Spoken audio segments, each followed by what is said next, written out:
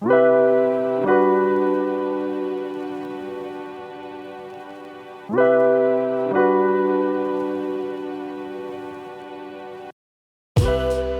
name is Christopher Peter, and I'm here at Slate Gray Gallery in Telluride. So I grew up in Phoenix, and my family used to come here every year to not to Telluride, but to a tiny little town in Creed in the San Juan Mountains, not far from here. That was our kind of vacation spot. But Telluride was always the best mountain town, like the place that we always wished we could spend more time. So I was delighted to be able to start showing here a few years ago. Delighted to be showing here now. It's an incredible town, an incredible team at the gallery. Like, it's a dream, really. So I was obsessed with comics growing up.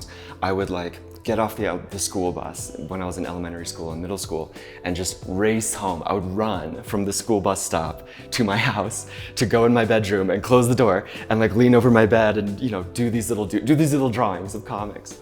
And I would really focus on drawing the figure and trying to be as successful as the illustrators and comic artists that I idolized, and how they captured so much emotion and so much presence in those figures. So started drawing comics, but then as I got older, I kept getting drawn back to doing the figure. So while I was in school and after I graduated and I was making my way as an artist in the world, I kind of bounced around between different styles, different modes of painting, and different kind of just trials of expression, I suppose. And I just kept coming back to figures, and I tried to push it as far as I could. The silhouettes are all inspired by imagery that I saw as a child. My grandmother used to do these crafts where she would have family members pose against the wall, shine a light, and then trace the shadow, and then cut out that tracing of the silhouette, put that on paper, and then mount that on the wall. And so that would happen, that would happen a lot. And so growing up, going to go visit her in Denver every year, I would see these silhouettes that she had done over the course of the history of my family. And I would get to see relatives that I hadn't seen in a long time, people that I maybe wouldn't get to see images of all the time. I would see their silhouette all the time. And it just sort of was a fun and unique way of telling time. So it was really, really lovely to be able to see that, and I keep coming back to that as an adult, maybe somewhat obsessively, and I keep coming back to this silhouette, this very timeless thing that shows everything that's happening and yet can still be interpreted to be something else, and that you can project other things onto, and anything and everything can go into it. So it's just something that I've really pushed as far as I could.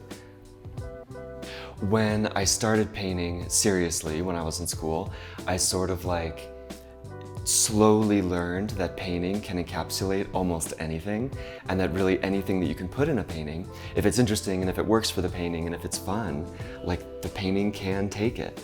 And so I sort of slowly started putting mixed media pieces in, slowly started developing this language of what can happen when something other than paint goes into a painting. And it's evolved into what we see today, which is layers of paint, layers of collage. There are some maps pieces in this show, some maps, some book pages, some comic book pages, anything really. And it just builds and builds and builds and builds until it becomes this painting, this thing, this assemblage of just fun elements that seem to get at what I'm going for when I start.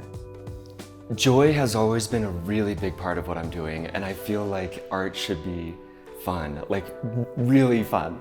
And I always whenever I got the privilege to see art in person, I always felt I was immensely privileged and so lucky to be in that place with something that was so beautiful and so fun. So I really do try to hold on to that. There are institutions that sort of discourage you from being too invested in the work. You can't get too close to it. You don't dare touch it. It's bigger than you, and it's better than you, and it's smarter than you, and you can't afford it. And that sort of was a turnoff when I was young. And I really have spent maybe unintentionally, I've spent a great deal of my time as an adult making paintings, trying to make it a little bit more democratic or accessible, sort of for more people. And it can be this beautiful thing that lives with you on sort of in your world and on your terms. So joy is very big for me. I think that I really get a lot of pleasure out of making paintings, and I hope that people, when they're in the same space as a painting or looking at a painting, can sort of see that and sort of experience that as well. It's a really immense privilege to be able to do things that are so personal and so connected, like, to the individual that is gonna have it. So I do a ton, like, to elaborate on that, I do a ton of commission painting, and something that's really kind of common is that somebody will see a piece, but they won't have space for it, or the palette won't work for their home, or they'll have an idea, it'll spark this sort of conversation about, well, what if we do it with like a loved one, or a child, or a friend, or somebody who's passed away, and what if we do it with colors that we love, and what if we do it a size that fits for our space? And I do that a ton, and sort of like to elaborate on that spirit that goes with it. At certain points, it does sort of transcend like an item that just sits on your wall and beautifies your home. There's been a handful of commissions that I've done that have been incredible. The most recent and one of the most delightful commissions that I did was for a client's daughter who had seen a painting that I did with a bunch of gold leaf, and it was like, you know, they wanted something to sort of like commemorate their family and sort of like be in their family, hopefully for generations at least, if not longer.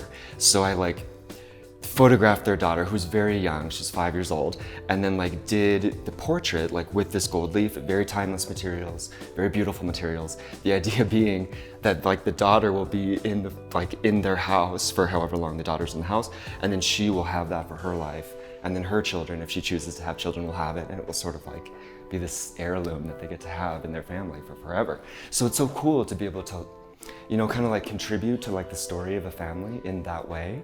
And I don't know, it really delights me to be able to like see it be something more and operate in the world in a way that I maybe didn't even intend when I started.